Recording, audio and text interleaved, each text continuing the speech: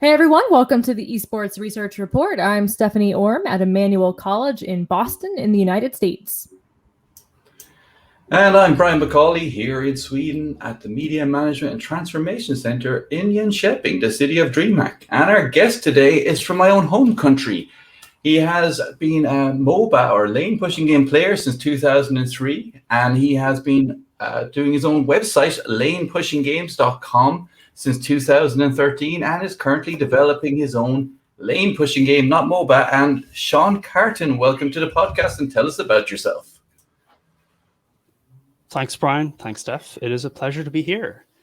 So yes, I'm working on a game at the moment, and also I've been writing this website called Lane Pushing Games for about 8 years now, and it has been a really exciting journey. I'll be happy to talk a little bit more about that during the show. Awesome. Okay, so our first question is, we used to say, what's the definition of esports, which got boring. So now we ask, what is esports to you? Forget academic definitions. What is esports to you? What does it mean to you? Well, that's a great way of thinking about it. So there are three things that I would have put in a definition, but I'm going to focus on one of those things that I think is the most important for me. For a definition, I would have thought about, okay, so there's competition involved. And I would have thought about that for esports particularly, that it's about mastery of skills that involve digital systems. So you wouldn't necessarily say that poker is an esport just because it's played online, but that some variant of poker that maybe could only be played online, that you could call an esport. But the third thing that has really captured my interest is a word that comes up quite a bit in esports research circles, and the word is performance. Have you come across that in papers from time to time? Absolutely. My cat doesn't like it at all, though. She's asking to get out. Okay, Cassie, we know you don't agree with Sean. Let her go. Let her go and perform. No, not you. She's got really strong opinions about the definition of esports. It's okay. She's just a cat, Sean. Don't take any offense to it. She's a bit stupid. So performance, yeah. So performance is this word that we can see used in an esports context, but of course, people have been performing since the dawn of time. So you can think about their performance as dance. You can think about performance in a theater context. And one of the things that really qualifies performance is that it's not just that there are people performing an activity, but that there's some kind of audience. And it's not just any audience, that it's a discerning audience that is witness to the activity and judging of it in some way and appraising its qualities and maybe being inspired by what they're seeing. So the presence of an audience in esport is one of those things that I find very it's one of those things that's really at the heart of it for me. And there are relatively few esport titles that I watch, but two of them are a game called Spy Party and a game called Dota 2. Now, you know about Dota 2. Have you come across Spy Party before, either of you? No, but I kind of want to play it immediately. It's awesome. I'm intrigued. I'll tell you why. I'll tell you why it captures this idea of performance. So Spy Party, and I'm going to summarize it really quickly, is a game where it's a 1 versus 1 game. And one of the players is a spy. And they're at a fancy cocktail party, and they're surrounded by other guests who are controlled by an AI. And what they do during the party is for about 3 to 5 minutes, they will go around and do a couple of things that none of the ordinary guests would do. So they're completing secret missions. And there's another player who's the sniper. And the sniper is outside of the party. They didn't get an invite. They're very upset about this. And they have a sniper rifle with 1 bullet in it. And what the sniper does is that they are observing the party. They're witnessing what's going on. And they get to try and pick out who's the human among all of those AIs. And then, can I get them before all the missions are complete? And I've had just a wonderful time. Like, I've been following this game for a couple of years, and the esports scene for it is just wonderful. And I think part of the reason that it works for me so much is that this element of performance, the idea that people are engaged with digital systems and expressing skills that can only be expressed there, really comes out in this game, because when you're watching, you're kind of watching from the perspective of either the spy or the sniper, but you're watching the spy on the stage of the party doing their thing. So almost like you would imagine in a theater that you've got a perspective from which you're seeing the stage. The spy is on stage doing stuff and expressing themselves and trying to work their way through the like semi-randomness of what happens at this party. And the sniper is with us in the audience looking at that performance. And then afterwards, maybe the spy gets away with it and you watch the replay and you see how the sniper was thinking and the clever decisions the spy made. That's as much a part of the game as actually playing it, is to watch it afterwards and see what kind of clever things were going on, what decisions were being made. That's wonderful. So Steph just messaged me on Messenger. She said, "I bet I'll kick your ass at this." Okay, Steph, challenge accepted. Oh, I highly recommend it. It's official. She messaged me. Yep. So who do you think will win, me or Steph? Ooh. I think you've got more practice with shooters recently, so maybe your sniper win rate's higher, but Steph might be a better spy. Might be able to pull the wool over your eyes a little bit more. Definitely. That's a very equivocal answer from me, but I think that's what I'll go with. I mean, it sounds like a really cool game, and I think what you're saying about performance is, to me, it's also a big part of esports in general, right? It's a spectator sport. In a lot of ways, I don't think you really have esports without that audience, right? And I always think about, in the literature I've seen on esports, a lot of focus on players' bodies, right? And like what the bodies are doing during matches. So not just from like a health perspective, but about, again, materialism, right? And like embodiment and what human bodies are doing while playing a game. And I think that's like part of the spectacle, right? You see it in like the way the cameras are looking down on players. We have like a sort of a fixation on how quickly fingers like move across the keyboard. And that's what makes it impressive, right? Like I get just as much out of actually watching the players perform, right? Like physically, as I do watching like what happens on screen. So I really dig that interpretation of esports personally. And Steph, there's a very interesting thing that comes to mind there, which is, I don't know if you've ever been to a solo piano concert, and I've only been to very few of them. Mm-hmm. But one of the things you'll notice, He's been to a few, like that's more than your average person. Probably less than five. To a few, like. But one of the things that I noticed one time when I was booking seats to a solo pianist was that if you look at the distribution of seats in the theater, like let's say the stage is down here and there's kind of a fan of seats. What ends up happening is that one half of this hall books out of seats much, much quicker than the other half. Why is that? Because on one half of the theater, you can see the pianist's hands moving, and the other half, you're just getting the sound. So there's a strong desire to see the performance, like the physical element of the performance. And how interesting that when you look at an esports LAN, overwhelmingly, the players are facing the audience, as in their screens are not visible to the audience. Mm-hmm. And I'm sure there's quite good reasons for why that might be the case, but it does bring to mind maybe there's room for an alternative layout at a LAN party where you're actually able to see the players more closely in terms of what they're up to. You do have the cameras above the players watching the faces, but right. That's very interesting. Sean, I'm going to keep you on track here because you warned me that you love to talk and I have to keep you in check. And there's a reason I'm going to, because we called this podcast episode Lane Pushing Games.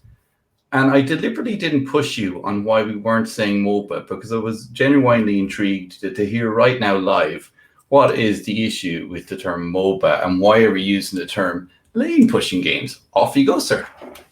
Sure thing. So why indeed? The term Moba is great.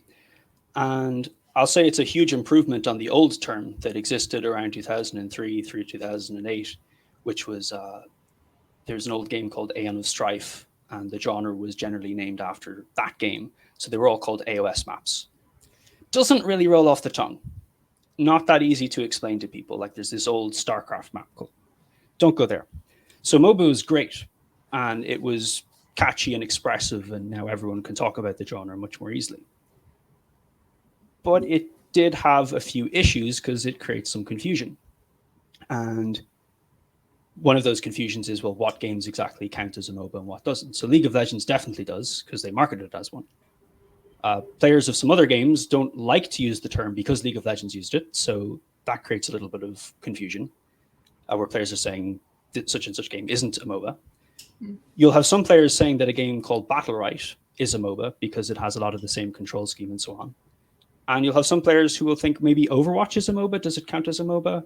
Because if you take the literal interpretation of the game, multiplayer online battle arena covers a lot of games these days. Probably so Among Us. CS:GO in a sense. Yeah, Among Us you could put Among Us under there. And, I would never if put you take it in the that literal category. But the thing is, it opens us to a bit of confusion. So it's a perfectly fine term to use day in, day out, chatting to people because everyone kind of knows what it means. But from my perspective as a game designer, it's nice having a slightly more precise instrument. And around 2013, I was skimming through articles on the genre and came across, I think, a small section of PC Gamer magazine where one of the editors had titled or categorized articles under lane pushing. And immediately I liked that because I felt, I know what games those are. Mm-hmm. And that was the name that really stuck with me. So I started using it for my own purposes because I felt like that's helping me to be more precise in talking about what I do. And then a couple of years later, I realized, well, I should probably try to understand fully like what's going on here. Like, why would I talk about a lane pushing game rather than a MOBA? Why is that the best name for the genre that the one I'm satisfied to use? So what I did was I looked at how other genres of games got their names or how they're named. So you can look at, say, the verb that a player is engaged with. So a role-playing game is about you're adopting a role and you're doing a certain thing. A shooter game is about you're shooting at people. So that's one way to name a genre. Another way you can do it is to think about the emotion that it brings out in a player. So horror games are so categorized because of a feeling. Like adventure games are about a feeling. Another way of doing it is you can think, and there's plenty of ways, but another way you can do it that's quite interesting is talk about the medium of delivery. So a text-based adventure is a type of game that is defined in its genre by how you interact with it. Like what's the interface? And that was an interesting one because I was looking at the lane pushing genre under that scope. And there is an element in the user interface that's kind of unique to the MOBA genre or to the lane pushing genre. And that's the drafting screen. There's not that many games where like two teams of 5 players sit down for a number of minutes and ban characters and pick characters in a sequence.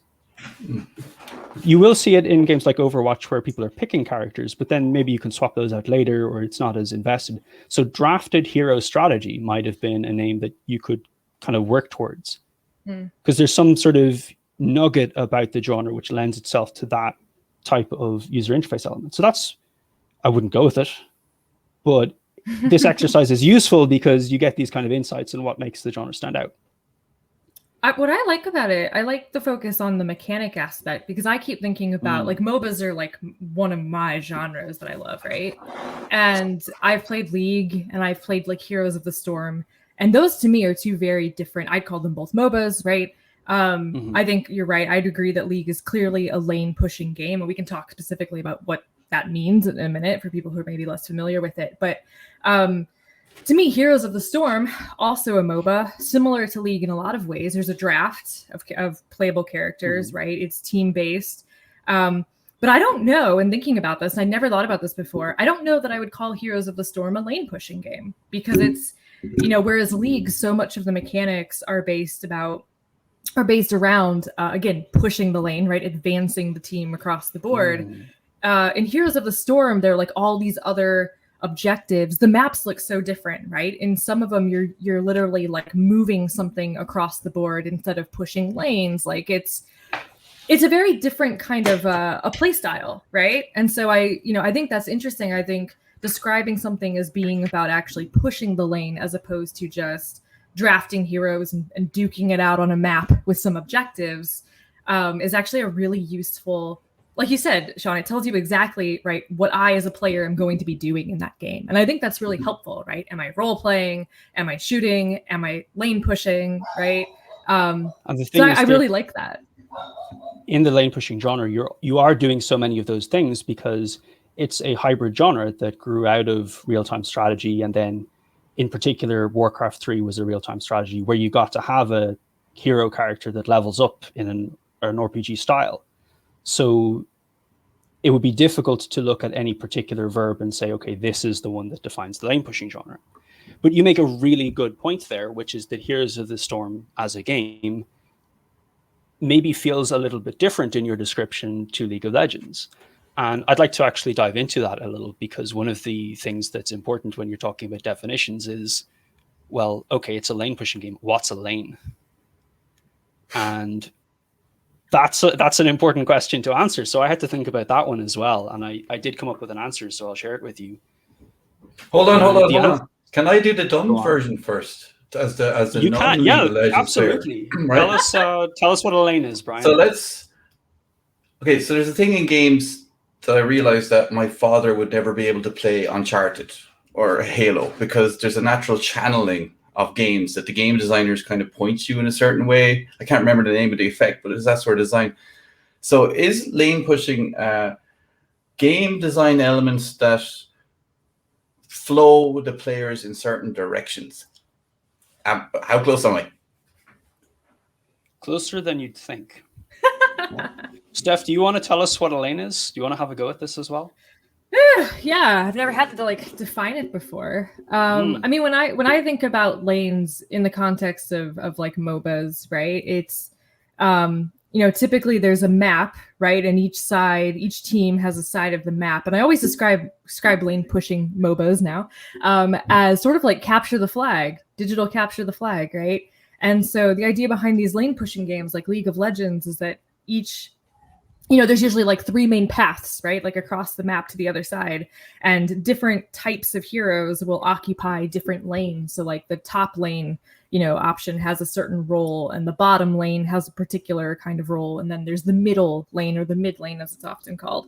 And each team is simultaneously trying to advance to sort of the middle ground of the map and claim that area, and then kind of drive back the other team, right? So the lanes are just kind of at their most basic, right? The path across the map to the other side, right? That's how I would put it in its most basic form. Mm-hmm. And I think what you'll find is there are a lot of different ways of trying to come to an answer on that. And grade us. Who gets an A? What grade do I get? Do I get like a D? Do I pass? I think I'm going to award Brian a C, because he picked up on something that is important that I'm about to get to. And I think I'm going to give Steph a C as well, because in a different way, victory for me. A very similar thing. Victory for Brian, because he's I wouldn't say I've never taken this class before. You're setting the expectations yourself, and you exceeded your own expectations. That's what we care about here. So, my podcast, my rules. Absolutely. So here's the way that I would think about a lane, and it's a location. I would describe a lane as I'm actually going to give you a definition of something different. I'm going to describe a pseudo-lane. But this is the word that I've come up with to try and grapple with this concept. So a pseudo-lane is something that's like a lane, and it's a location. And it's a location that on a battlefield which has 4 properties. The first property is that it's always desirable to go there. There's something you can get there that's you're incentivized to pick up or acquire. The second thing is that it's a heartbeat of information. So if I go there, it gives some information to the other team. The third thing is that if I spend time there, it's going to kind of motivate PvP. So I don't just go there and hang out. If I'm there, there's quite likely going to be some sort of PvP clash going on. And the fourth piece is that the location transforms to represent the narrative victory. And that's the piece both of you are picking up on. So I'm going to explain what I mean by this, because this is very technical game design stuff, but I try to make it a little simpler.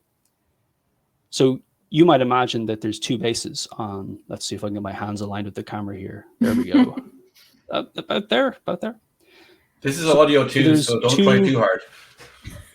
Yeah, I won't try too hard. So there's two bases on a battlefield, and there's a path that's connecting them. And the pseudo-lane is the location at which the troops clash. So there's a path between the two bases. There's troops that march along, and those armies are kind of equal and opposite. So the troops are arriving at the middle, they're clashing, and they're mostly self-destructing. But the location where they clash is your pseudo-lane. And when you're there, the troops give vision, so it's satisfying that heartbeat of information. There's other players who are incentivized to be there because it's symmetric, there's other troops there. And the incentive is, of course, the golden experience that you're getting, and you always want that. That's the first three parts. And then the key one that ties it all together is that it transforms to represent the narrative victory, which means the location moves based on whether you're making progress or not. So a pseudo-lane that's in the middle of the lane to start, or the middle of the path, will transform and move towards the enemy core if you are doing a good job, if you're successful in that little location with whatever it is you're doing. And if you manage to get the location to be on top of the enemy core, like it's fully transformed in your favor, then you win. That's how it works. So the narrative victory is tied into the thing that you're doing from the very start of the game. And the thing that both of you are picking up on there is that ability to get a sense of where I should be going and what the victory looks like, what's map control. And it's one of the great things about this this concept, which is completely organic. So I'm just describing what I see. I didn't come up with this. It emerged from people just making games back around 2003. But it's great because when you have a game that has this narrative really laid into the fundamentals of it, you have this great ability to look at the map or look at the battlefield, and just at a glance, you can see what's going on. So if I look at a battlefield or a mini map, and I see one team has all three lanes pushed, they've got huge map control, I know that they're winning. And that might not be so, like, there's obviously more factors that go in terms of economy and what characters are in there. But it's almost like looking at a pool table or billiards, where you can look at you can just glance at the table and you can see which player's in a better spot and how difficult it's going to be to get out of it. So this concept of pseudo-lanes, which are the abstract version, and then lanes are the most common implementation, that's the definition I would give it, so that the lane pushing genre, at least for me, it can be discerned from other genres that might have paths from a place to another place, but maybe it's not a lane. That's as deep as I'll go into game design on this podcast. So you could have There's a lot to that. Multiple pseudo lanes, right? So if the example you gave, right? So if all three lanes are being pushed, right, they're being advanced by one side, does each lane, the point in which everything is kind of clashing, is each of those a pseudo lane, or is there only one? I would say that each of those is a pseudo lane. It's the clash point. Yeah. And those move around to represent progress towards the narrative victory. And then we come back to what you said about Here's to the Storm. And what's interesting there is that there's kind of other ways to win. So if you're on I think this is the battlefield Blackheart's Bay, you don't have to push lanes to win, because you can pay somebody to fire cannons. And what that means is that the thing that you're doing on a lane isn't representing the narrative victory necessarily. And that maybe creates a bit of a disconnect from you and experiencing it in the same way that you'd experience League of Legends as a lane pushing game. Yeah. Does that kind of make sense? Yeah, no, that makes complete sense. Might work? Yeah. The pseudo lane, in a sense, right? Like, doesn't exist, or is in a different form. You'd call it I don't know what you'd call it. But I like the narrative victory. That's the term you were using, I think. Right? A second ago. Well, the pseudo lane's in and out of existence because the troops aren't always clashing, so they're kind of weird. Yeah. Interesting. I'm just going to say you were wrong at one thing, because you said, I know what you're thinking.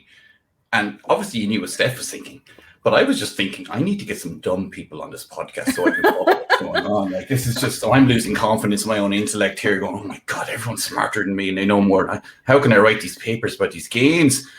So, and again, League of Legends. This is heavy game design stuff. I designed the game. I know the game design.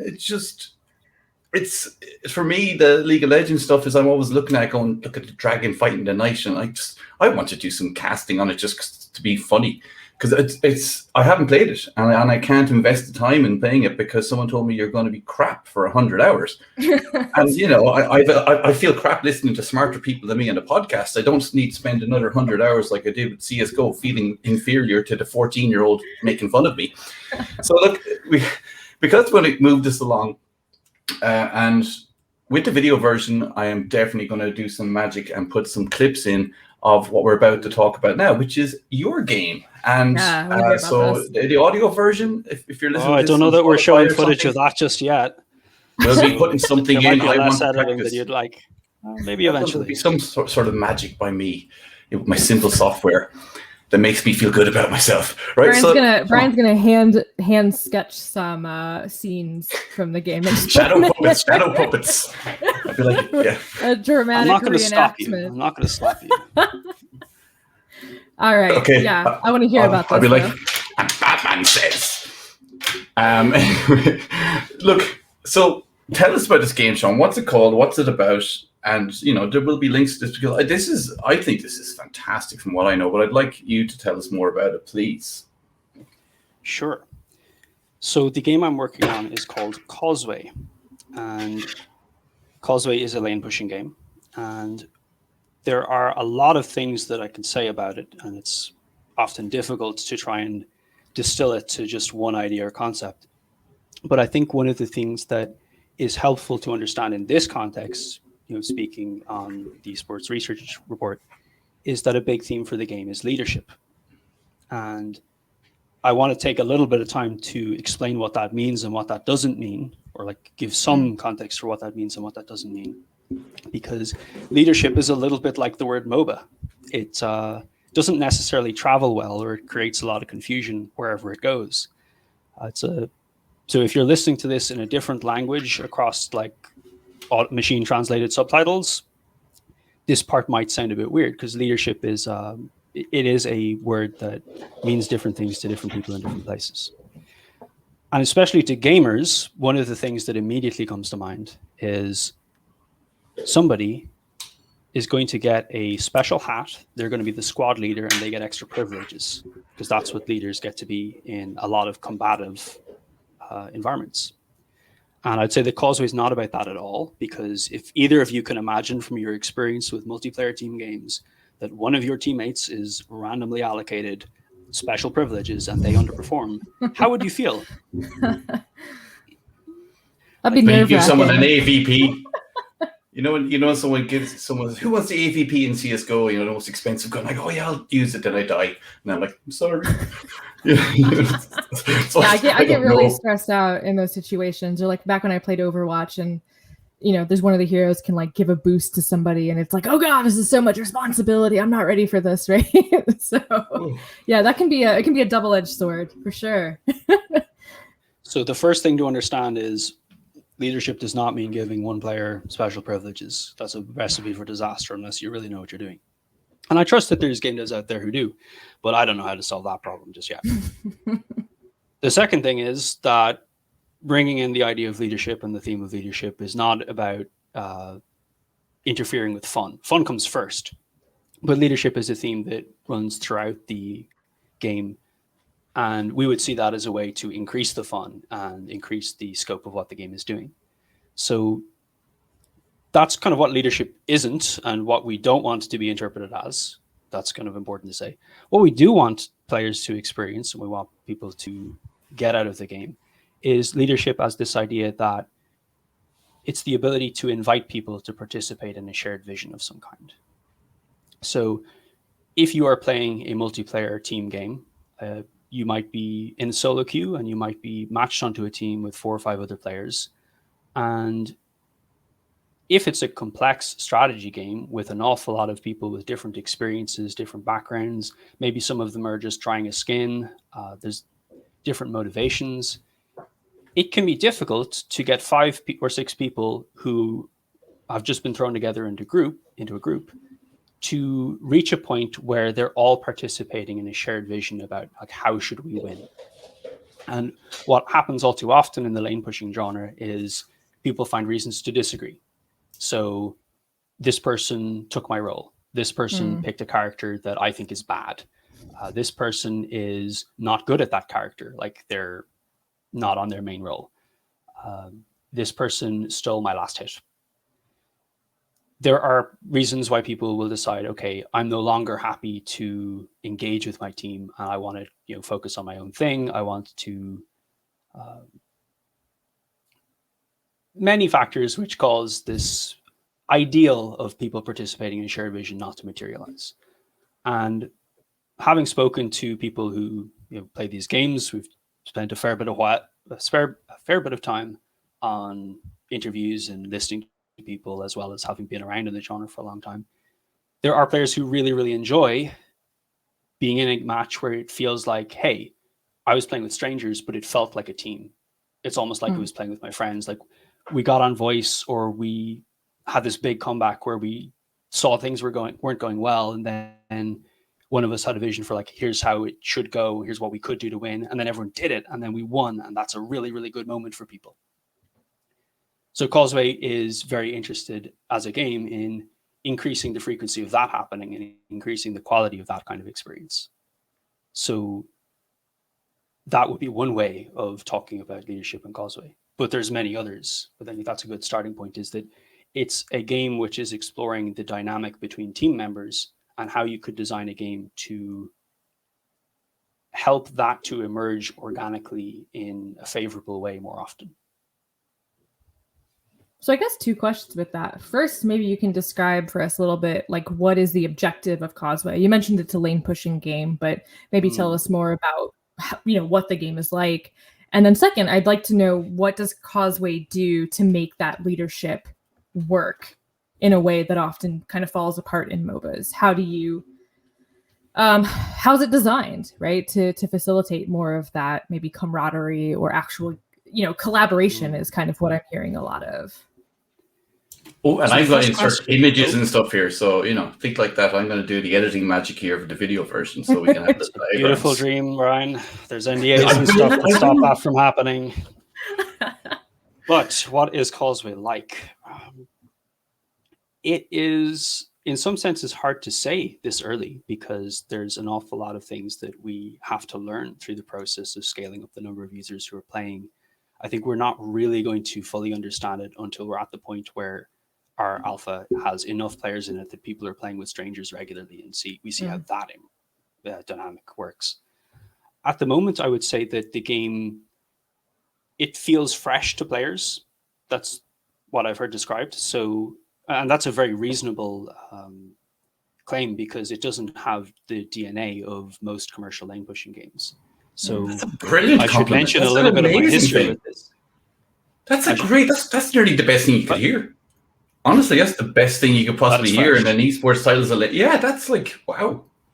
Well, because so many MOBAs feel lots of like people keep agreeing.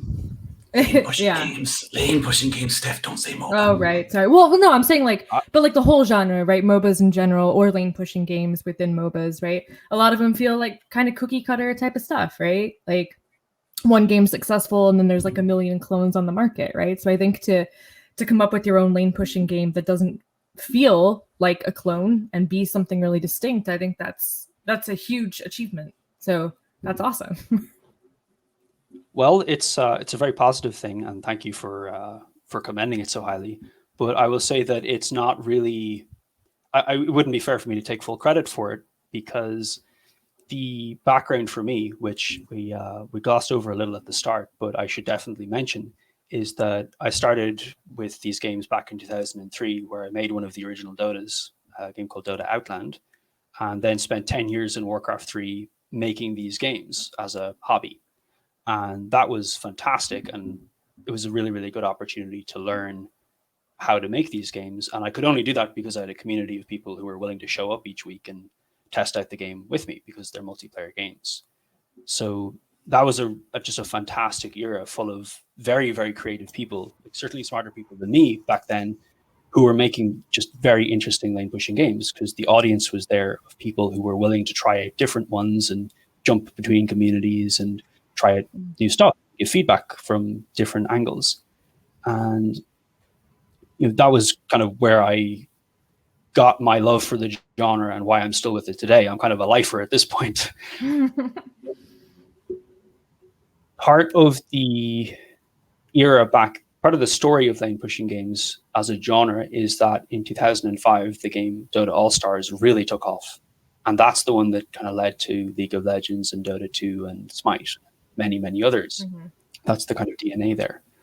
And Causeway does not come from that DNA, because it comes from not just my own game that I made back then, but a whole bunch of them. So the website Lane Pushing Games, which I've been writing for the last 8 years, that website documents a whole load of the games from my era. And actually not necessarily games that I played during that era, because I was so busy with my own one, I'm ashamed to say, but games that were being made back then and were just interesting explorations on the genre that were being done without any commercial pressure. And over the last decade or so, we've seen a lot of commercial lane pushing games come out. And perhaps one of the reasons that you mentioned this idea that they're cookie cutter is that when you're under commercial pressure to succeed, and succeed in a massive way, because you need to have a big player base for these games to be worth your investment, and to have short queue times. Everyone cares about queue times. They really care about that. Yeah. So any new game is not really competing on other things. They're competing on, can I get my queue times to be tolerable? Like, that's the barrier to entry. But if you were one of the designers over the last 10 years who was working on these type of games, it would have been challenging to innovate, because you would have been working off what you had seen as commercial success. And that old era, where there was lots of innovation, wasn't well documented for you. And if you weren't earning your stripes during that era, like even today, it would be very difficult to become a lane pushing game designer, because there isn't really a market of people out there who are experimenting with indie lane pushing games. And that's a shame. Yeah. So the Lane Pushing Games website has documented a lot of those old games and runs through how they're designed and what the features were and all the good things that went into them. And that started as a hobby project, but I'm so glad I started that, because every one of those games has taught me something. And it's those lessons that go into Causeway. So if Causeway is fresh, it's because it's standing on the shoulders of the giants. And I shouldn't be making the claim it's fresh for myself. That's something for... You were told it's fresh. That's it's a compliment. I just an out there question, just a concept, just to explain to the non-LOLer. Is a lane pushing game feasible as a board game? I love that question. There are a number of tabletop designers who have attempted that, and I have a list of some of them on my website. I would love to have time to sit down with some of the designers and get the games on my table and really dig into what's going on there and whether that's worked. I haven't had the time to do it. I would love to. And I think there will be lessons from exploring how that type of adaptation on the genre is going to be able, or lessons from that adaptation are going to be able to inform the digital games. Because sometimes when you think about, okay, what if we took this game and made it asynchronous? There's a designer called David Serlin who did that with one of his games, where he saw, looking at this concept and seeing, could we put a constraint on it and explore the consequences of that constraint, led to a lot of insights. And I think looking at the lane pushing genre, how do you map that to a tabletop experience and what insights can be drawn from that will be a really interesting exercise. I wish I had time to do it. Maybe somebody else will. Maybe I'll get to it. Risk. So when I play Risk, I kind of view it as a channel I'm going through. And by the way, I told my colleague Ryan Rumble I would mention this as many formats as possible, but I beat him in 2 moves along with my fiance. So now it's in a podcast, Ryan. So I've done it in research interviews. I've said it on a podcast. I beat you and Ella in 2 moves. You only had 1. There it is for posterity. Anyone at MMTC listening, Ryan lost Risk and he only took 1 turn. Anyway, so Risk, I'm playing a little game, mentioning as many places as possible to rub it in. But when I play Risk, I see it as kind of lanes, you're going, okay, I'll go through the back door of Iceland into, and the whole winning the game is kind of pushing through a corridor that you pre-plan. Am I completely missing the mark there? Or is there some elements of what you're saying in that you're creating these sort of pseudo lanes? I'm going to say that I would need to really look at that and consider. So I talked earlier about this made up word pseudo-lane, which is like something that's kind of an abstraction of a lane as we see lanes in games like League of Legends, Dota 2, and so on. So I would say the lane pushing genre is a game which meaningfully implements pseudo-lanes. And that's, again, kind of a little bit wishy-washy because there's always going to be genre overlap and that kind of thing. You could throw them in and then they wouldn't be a big deal, or you could throw them in and they are a big deal. They don't have to be lanes. They could be other locations which undergo a transformation towards the narrative victory and so on.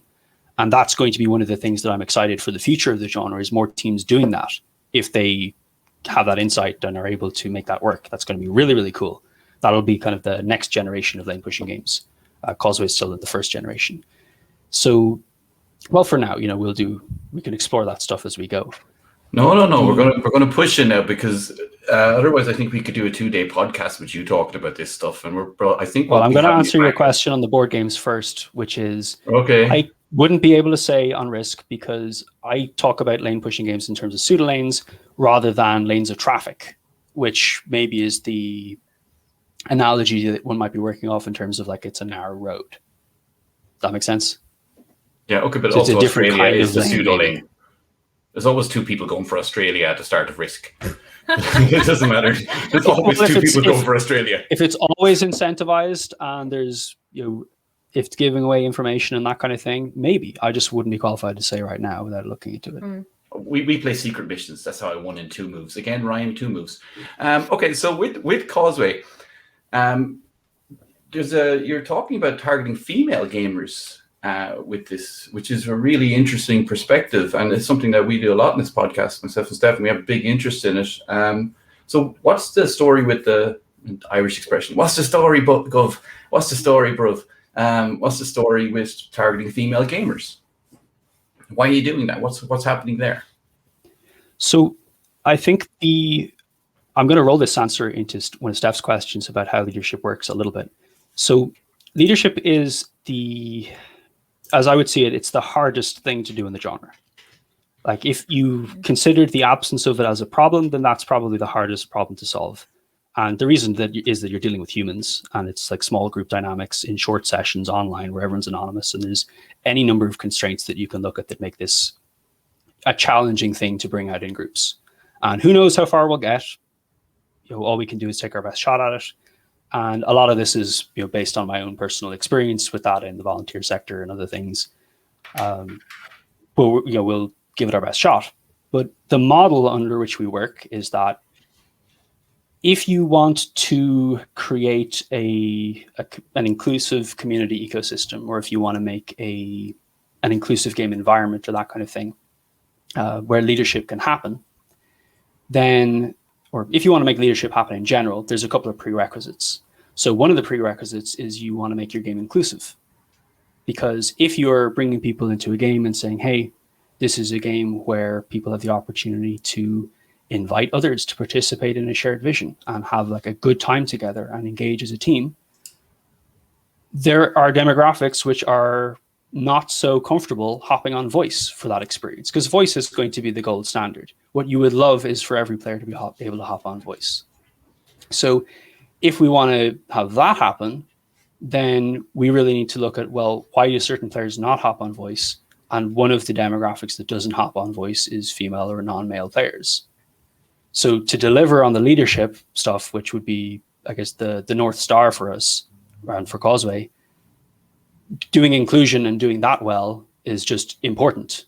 And I would say that it's more about inclusion than specifically female gamers, but rather that everyone feels that when they're playing our game, when they're on our platform, that they feel that they are able to make a home here, that they have a voice, and that they have opportunity. So that's a pretty tough set of things to do in the world of esports anyway, but we kind of have to do that as a prerequisite to get to the leadership stuff. And we also have to look at toxicity, because if you have too much toxicity, then the same problem, like the same kind of friction occurs, where people are not going to, in that ideal world, be comfortable hopping on voice to really engage in how can we as a team engage in shared creativity and come up with solutions to this novel problem that we're faced with. So there's quite a bit going on there. And if you want to get the result of this stuff is happening in the community That's the type of game that people are experiencing. You really have to design it into the game and into the underlying platform. And there's plenty more that you can go into detail that can be gone into on the individual things that are there. But if you want to get it at the community level, then it has to be there at the game level. It has to be there at the technology level. It'd be very, very challenging to design or to put out a game and then kind of band-aid at the community level to try and get this stuff to work. Absolutely. No, I think that makes a lot of sense, right? It starts with cultivating that community from the get-go, right? Yeah. So how are we on time, Brian? Are we wrapping things up? Yeah, we're okay. Look, so I had to try explain to a 13-year-old German kid in CS:GO the other day I could realize his voice was breaking, that sometimes guys don't like be getting orders from teenagers. After a game, and he was like, "Yeah, okay, I get you." And I also said, "Yourself and your friend don't call it 5 locations in 2 seconds either, because that confuses people." It was like, "Oh my god, what are they saying?" And trying to coach that leadership at these kids, it was kind of difficult. I'm trying to say, it's and I knew what the other 2 players in the team were doing. The 2 German kids, lovely kids, but they're shouting too many orders. I could hear their voice breaking, kind of, as I realized the others were kind of not listening to them, and I was going, "Oh, yeah, they're going, I'm not listening to teenagers." And that whole leadership thing, it's hard for females sometimes to do, or teenagers to do, and it's also a hard thing to learn. And I'm probably able to do it because I've got the confidence of being old and extroverted, and and it's spend a couple of years in the workforce, and you will pick this stuff up. But when we're thinking about how we're looking at Causeway, it's important to understand that leadership is a set of skills. Like, it's not just one little bar that's going up that you can improve. There's a whole range of things in there, and getting people to participate in a shared vision can involve having a great sense of humor. Like, you untilt your teammates, and then they're more willing to go along with stuff, or you admit your mistakes and say, "Look, you know what, my bad. We're going to get them next time, but I made a mistake there, so let's keep aligned on what we're doing." It can be compromising and picking something, a character that you didn't necessarily want. And a subset of leadership skills will include the telling people what to do really quickly, because there are some contexts in which you need to get something across really fast. But that requires a good deal of trust from the other players, that you know what you're talking about, and that you care about them, and that you have decided, okay, I know that this is a little brash, but I'm going to say this thing right now because we have a bond of trust, and we can, you'll take it well, and it's the right thing for the team, which is not an easy kind of trust to build in a group of 5 people starting from nothing.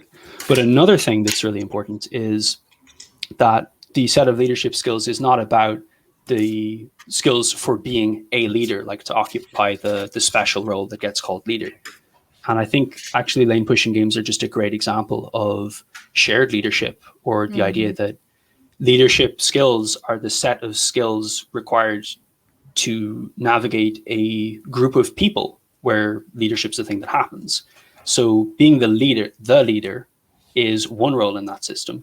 But you could very easily imagine that there's a football team or soccer team somewhere where somebody is the captain for a while and they learn a lot of skills, and then they're not the captain, and they're really good at navigating that environment and working with the captain because they've been there and they understand the other side of it, and now their skills have increased in general. So that's a really healthy thing.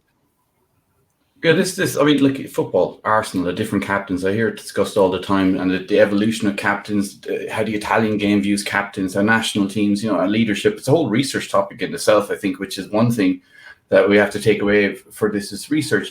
So we're kind of running out of time here. So can you give us a couple of examples of how you execute this leadership stuff within the game, and what the response has been, and where the game is at right now? Great. So I definitely wanted to make sure we covered at least something before we got to the end. One of the things that we look at is, and this comes up quite a bit and players are very aware of it, is the idea that the in-game economy in a lot of lane pushing games can be a source of frustration or will strongly affect how players interact. So you will come across players who will say in an interview, I like the support role. And one of the reasons I like the support role is I don't have to fight over resources with my team. Because if you're in a game where there's last hits, and the person who gets the last hit on a creature is going to get all of the money, and it's not going to get shared by the person who's beside them helping them out, then you have a problem. Which is why basically every modern lane pushing game has decided to start adding money to the game to give the support characters or the junglers or something, so that there's less conflict over those resources. At the same time, it's still very much the case that if you wanted to, you can fight with your team for resources. Or on the other extreme end, you're very dependent on your team for resources. So if the other players on your team are not doing their jobs, then your personal economy suffers and your personal progress suffers. And people really don't like that. So in Causeway, we have a kind of a buoyancy system, which says if there is one player on your team who's doing really well and the other players have fallen behind, the other players who have fallen behind get some free money. The game just starts printing money and hands it to teammates who are falling behind, as long as one person's doing well. And the reason to do that is that the person who's doing well is thinking, I'm doing well and I'm pulling my team up. So I don't mind the fact that they're a bit behind, because as long as I keep performing well, this is good. And the people who have fallen behind are looking at this person who's doing better than them and thinking, great, I should make sure that person keeps doing well because they're bankrolling me. And if you implement a system like that, which has shared gains, then there is less incentive to be worried about resource, like a drought of resources. And there's more opportunity to focus on, well, I don't need to spend time chasing after resources so much. I could go and do some other thing that would benefit the team. And I know that as long as this player is doing well, they've got my back and things get pulled up. But if they fail, I can just go to a lane and start making the money myself, because nothing's stopping me. I'll get full economy. So looking at how the incentives in the game affect player behavior is a really great starting point to be able to say, could we make sure that the incentives are set up in such a way that players were not competing with their own team for resources, like really just not at all, and let things be explored from there? There are some potential downsides to this. So if you allow too much inflation of resources, it maybe causes problems, but that's one of the balance issues that we'll just have to work through. I think it's better to start from the stance of players shouldn't be competing with their own team for resources, and then we figure out how to make things work from there. I just had to go on, Steph. I was gonna say, when I first really got into lane pushing games, the first one I had ever played really was League, and a big part of what turned me off to it was the competition over resources. And like, I didn't know what I was doing when I first started, so I was stealing everybody's farm, and like all this, but I didn't know that's what I was doing, right? And so people were like, swearing at me, and I was like, well, I don't understand. Like, I'm getting coins. Isn't that what I'm supposed to do? The answer was no, not as a support. But I had no idea, right? And so figuring that out, like I eventually, that's kind of what drew me to like Heroes of the Storm, because everything was like a bit more shared. It's a bit more communal. And so I felt there was just like less pressure, right? And people couldn't get tilted about resource stealing as much. And now I go back and I play League and I understand like how it works, right? But so I think that's really, really brilliant to take away something that does become a huge source of contention for so many people playing lane pushing games. And I think especially, people who might want to get into this genre, who maybe have been kind of afraid of it before, this might be one sort of barrier that you can kind of remove from that equation, again, to just make it more of a friendlier place, right? Because a lot of lane pushing games are a little toxic, to say the least. So I love that idea. I think that's really smart. Thinking about, the future of the lane pushing genre in general, where do you sort of see, or where do you hope it'll go? You talked about this still sort of being like the first generation of lane pushing games. So what's the second generation going to look like in your mind? No pressure. Yeah. So what I would say here is that the lane pushing genre has like a really, really rich history, and there's tons of old games which do things which we have not seen in the commercial space at all. So if you want to get a glimpse at what's going to be in the future, go and look at the past, because the game Dota All-Stars, on which most of the commercial games are now based, kind of froze around 2005, 2006. And I was still making games up until 2012, 2013. And there were plenty of other people. Like the golden era almost was 2007 to 2009 in my books. But there's just loads of old ideas back then that were trialed and could very well work in the commercial space with some tweaks. So if you want to see the future, look to the past would be the first thing I'd say. Overall, I'm really optimistic about the genre because there's so much potential for ideas like that, and however many more we haven't seen yet to get explored.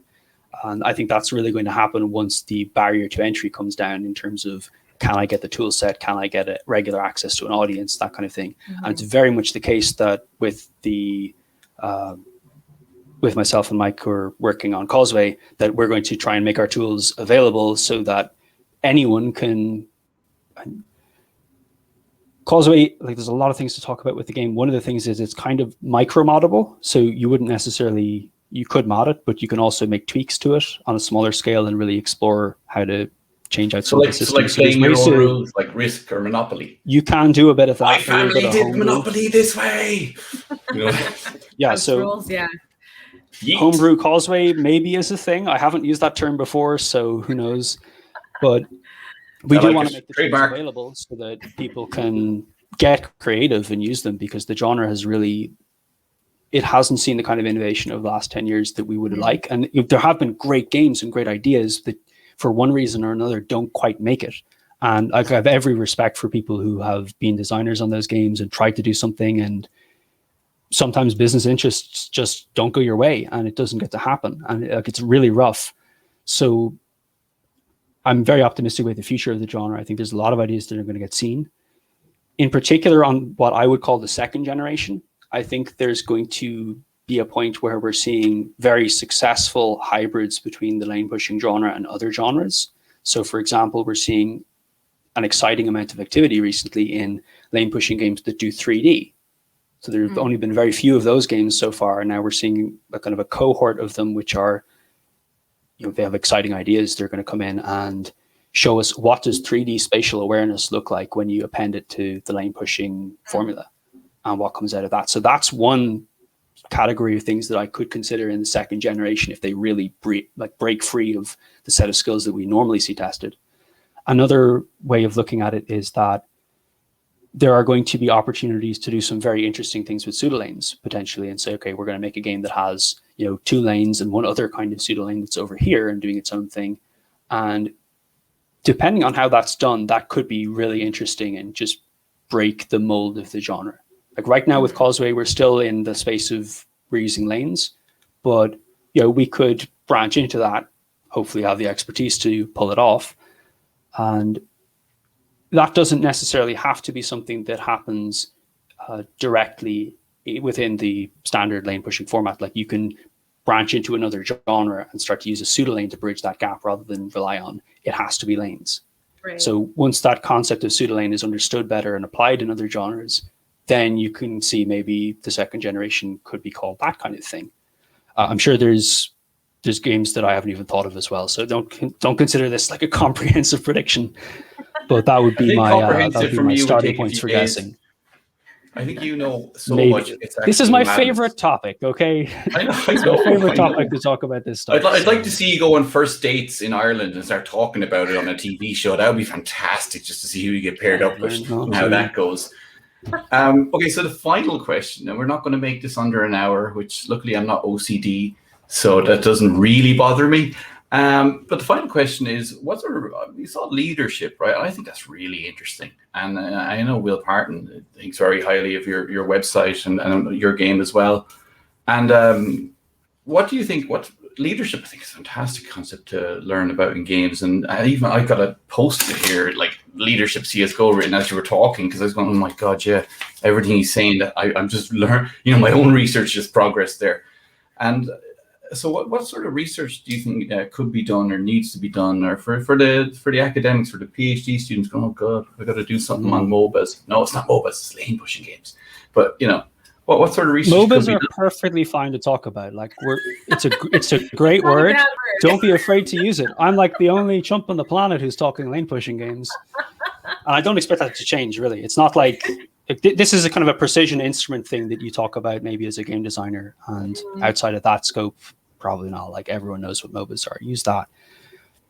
But in terms of future research, I think the things that are of immediate interest for me as a game designer, well, I expect that we're going to have a pretty close relationship with academia as a company, because like the lane pushing game genre tends to lean more towards being platforms than games, because sure, it's a game, but also there's a social infrastructure. There's a lot of technology that goes into it. The games themselves are things that people spend a lot of time with. And then you end up with this community layer, and then esports on top of that. And that's much more closely represented by a platform idea, which is what I was talking about earlier. Like, you have the technologies, and then you have the games, and then you have the community ecosystem. So understanding going forward how we're going to be hopefully good stewards of our game and of our platform, because that's something we're going to have to do if we want to have this leadership experience coming out semi-consistently in teams. So understanding that stuff is something we want to be engaged with as a company, and make sure that we're participating in that research, that we're maybe driving some of that research. Another thing would be understanding, what does skill development look like in games, and how can you come to, I guess, quantify that in a non-intrusive way? Because I've seen projects in the past where you will look at how does people learn things through games, and what they'll do is they'll take a gamer, sit them down, make them do a test, then play this game, do the test afterwards. Did anything change? Right. And that's, well, it's like, we're a fun commercial game. That's what Causeway is about being. It's about having a great time with the people on your team. And maybe we don't want to be doing that thing where we're asking you to stop and fill in surveys, because that might not be what people want to do. Mm-hmm. So if there was a non-intrusive way to explore how do people develop skills in games, and how we can quantify that and try to give people a sense of what's going on, that's great. Because the big theme in Causeway is leadership, and it is a set of skills. And if people are able to develop these skills as they're playing, I've spoken with people doing interviews, and among the skills that they mention will include teamwork and leadership. If it's something that we can see happening quite consistently and quite often for players of Causeway in particular, then that's delightful. Like, you might get people from a 0 out of 10 in leadership to like a 1 out of 10, maybe a 2 out of 10. But if everyone was kind of getting that experience, rather than just the players who are kind of at the top of the scale and they're in a structured environment playing esports and they're getting it that way, if it was something we could give to everyone, like, that's a really, really good outcome for Causeway as a game. I would personally be delighted with that. Like, on a human scale, that's really cool. So research in relation to any of the stuff I've just been talking about, if that's something you're interested in, feel absolutely free to drop me an email and mention your interest, because who knows? No. I call dibs. I call dibs. Dibs. Will, if you're watching, I call dibs. I told you. It's officially, once just I have dibs. Will, no, I might let you work with me, Will, because Well, it's always nice to have one candidate lined up. Yeah, okay, we might need smarter candidates. So, Sean, thanks very much. I'm absolutely certain we'll be having a special issue on this where we go through the game. I'm going to negotiate for some diagrams and clips and stuff to like insert here using my Steven Spielberg-esque skills. He just tells people what to do nowadays anyway. But thank you very much, Sean. And if you want to know more, all the information about the website and everything, and the links are below this Spotify, YouTube, web article, whatever way you're seeing it. So, Sean, thank you very much. It's been a pleasure being here, Brian and Steph. The fact that you're doing this and taking research and putting it in this digestible format for people like me to start using and applying has been fantastic. So it's been great to be on the show, and I hope you have a great time with future episodes. Thank you, and good luck with the game. We're so excited to see where it goes from here. Action 7,